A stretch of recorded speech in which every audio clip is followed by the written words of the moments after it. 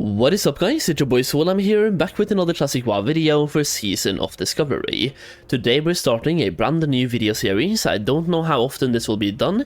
It will either be a weekly video series or a twice per week video series. Now, the video series itself is me starting from scratch on a brand new server at level 1 without the help of anyone and trying to make as much gold as possible as fast as possible.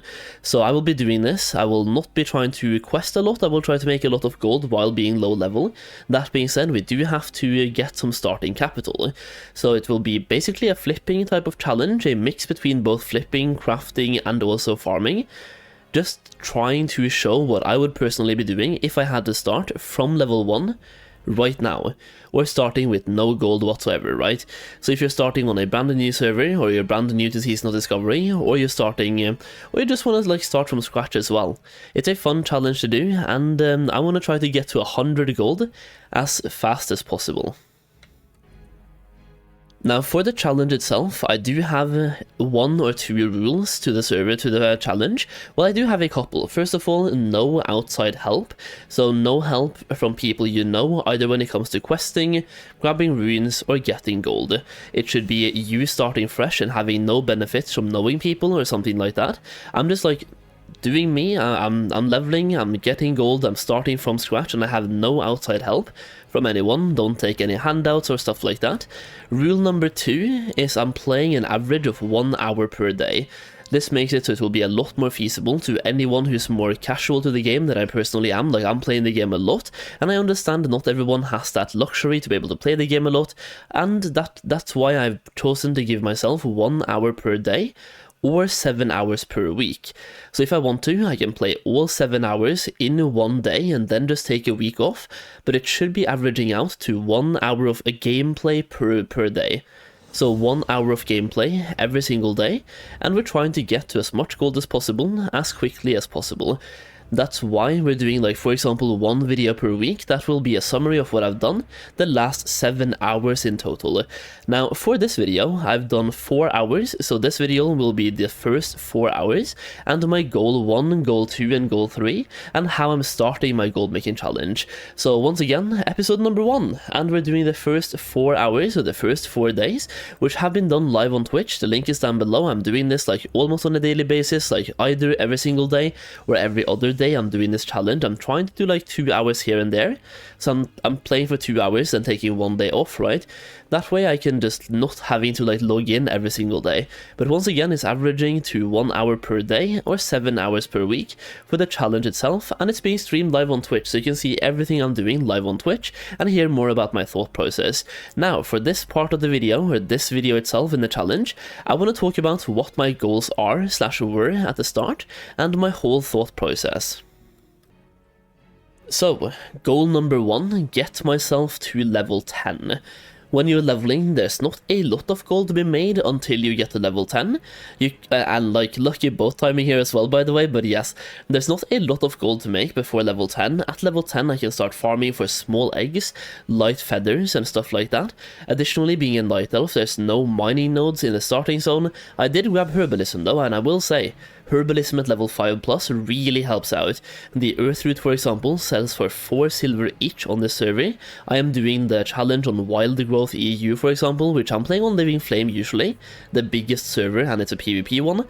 This one is PvE and much smaller, so it will be a lot less comparable to my usual server, but I'm doing the challenge on Wild Growth EU. If you want to tag along or like follow the prices, that's where I'm doing the challenge, so we'll see how that goes. Once again, goal number 1, get myself to level 10, but also grab herbalism as soon as possible. Grab herbalism at level 5, and if you're playing human or anything else, you can also grab mining at level 5 as well. It really will help out.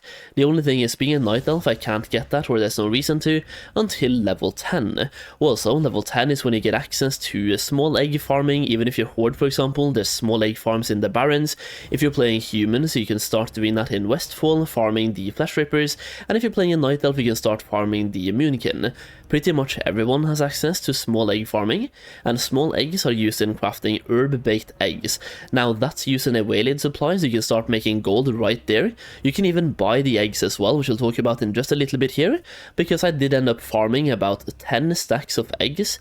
Actually not 10, I got like 6 stacks of eggs, so 60 small eggs I was able to farm, and I crafted those into small herb-baked eggs, and I spent the gold that I made from that buying even more eggs, because the small eggs were selling for 1.5 silver and the herb-baked eggs were selling for 4.5, so I'm more than doubling my gold every single time.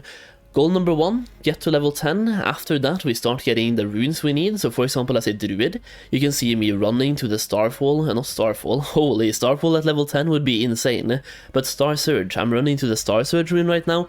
It's not necessary, so if you're playing Horde, don't feel like you have to do this.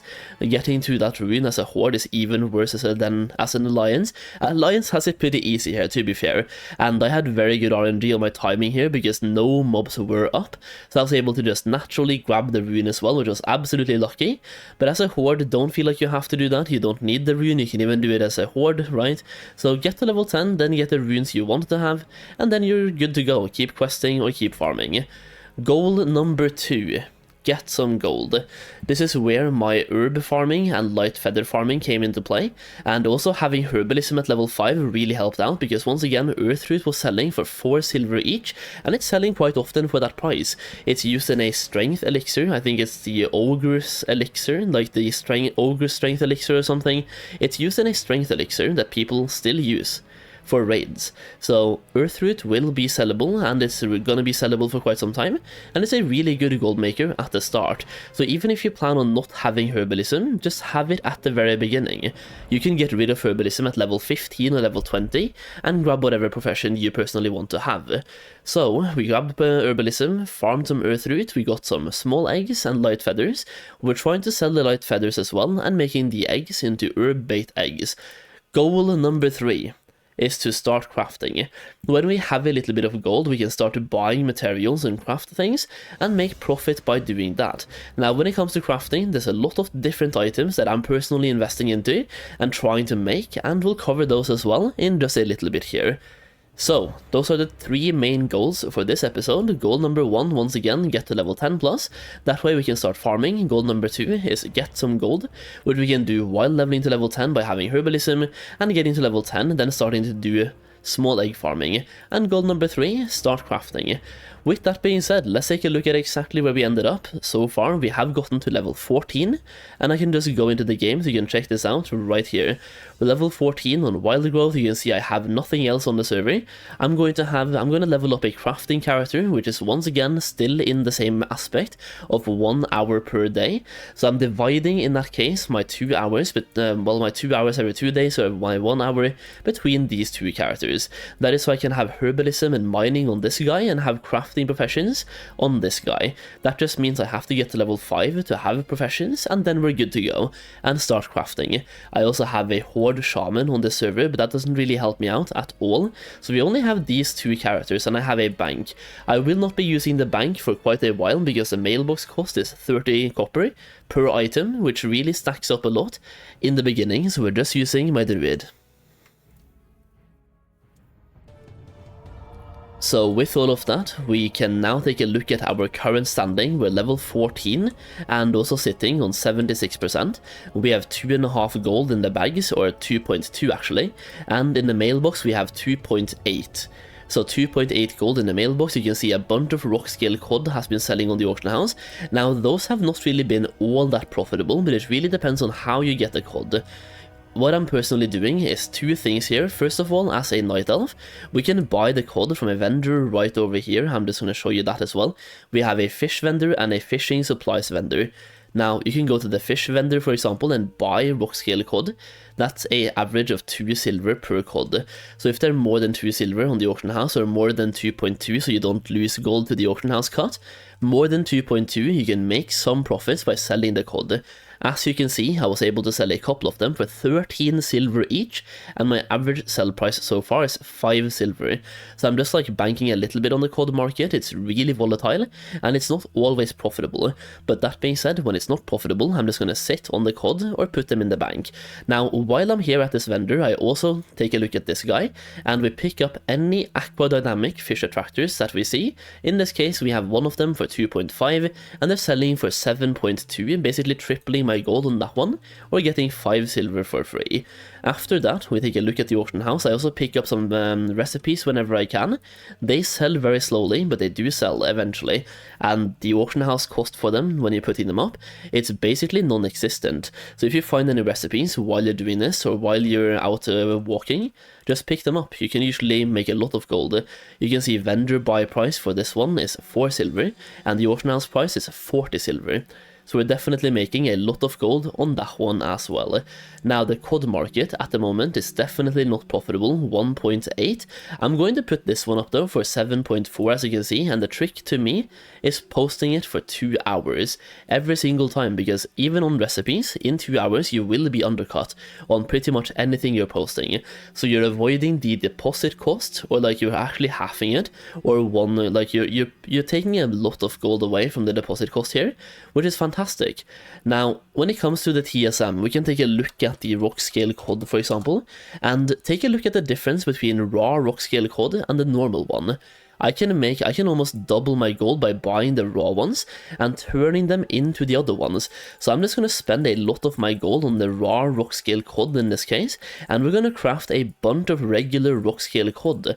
It goes from 1.1 to 1.8, so in this case I'm basically guaranteed profits. Plus it's a lot cheaper than the actual vendor price, so take a look at the actual difference between raw rock scale COD and the regular one on your auction house. In many cases, like right now, you can pick up the raw ones for way under the 2 silver mark that you're usually buying the COD from at the vendor.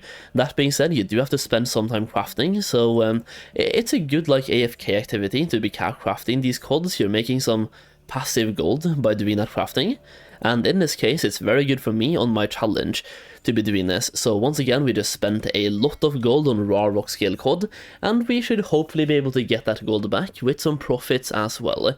Now I'm going to be doing the crafting itself tomorrow, because I have actually reached my limit today, so I'm recording this video and just like going a little bit like 5 minutes over the limit timer for today's play session, which I probably will just end up evening out tomorrow by playing for 55 minutes, right? So far we have bought a bunch of rock scale COD. We can open up all of the mails here, and we have a lot of them that we're going to craft into regular rock scale COD and post on the auction house. And hopefully, if we can get over 2 silver each, I'm actually doubling my gold on this one craft for the raw rock scale COD, which is actually pretty good. So that's a really good gold maker. I was also going to try to show you the difference between herb-baked eggs and small eggs, because that market is really good if you're doing the same challenge that I'm doing. It might not be that good if you are established on a server, because you're not really making that much gold, but the same thing goes for the COD.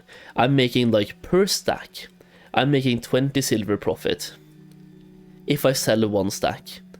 To a lot of people, 20 silver might not be that good, but for this challenge I'm very happy with 20 silver, and overall the rock scale COD usually flies off the auction house. It's a pretty good item to be selling anyway. Now we can also look at the price difference, like I just said about small eggs. Small eggs are 1.4 silver. There's not that many of them for that price though, but usually they are selling for 1.4. You can see I bought 222 of them for 1.43. And then we can take a look at the herb-baked eggs. They are 5 silver. And you can see I have sold 95 of them for 4 silver each, meaning I'm more than doubling, almost tripling my gold every single time that I make a sale. And when you make a sale here, they need 20 of them for a waylaid supply, so always post them in stacks of 20, and that way when you do make a sale for the price of 5 silver each, that is 1 gold. So you're making a lot of gold per sale as well on this item. So cooking is really underrated and a very good profession to have. You can even take a look at, I actually don't have the recipe yet, but there's one for the clams, the deviled clams. Alternatively, you can also literally buy ore and turn into bars, and you usually tend to make profit on that as well. So we have copper ores for 3.33, and we have copper bars for 5 silver.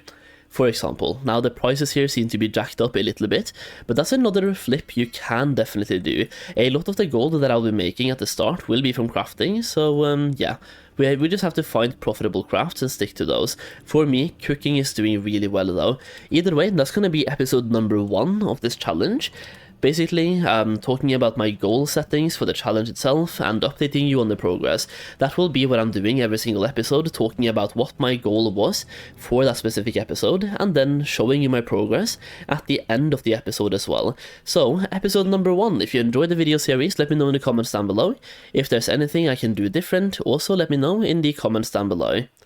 That's pretty much it. If you enjoyed the video, leave a like. I also do have a gold making guide if you want to get more into gold making. I do have a guide for pretty much everything when it comes to gold making. So it's a 157 long document right now, 157 pages long document after the phase 2 update, which came out about a week ago. You can also get early access to my phase 3 investments by having this guide.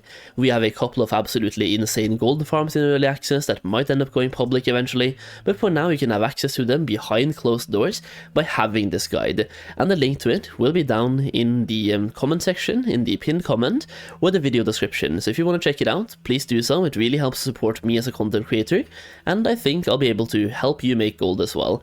Could be a win-win scenario. If you do check it out, thank you so much. Either way, that's the video. Hopefully you enjoyed the video. Leave a like if you did, and let me know if there's anything in the comments down below.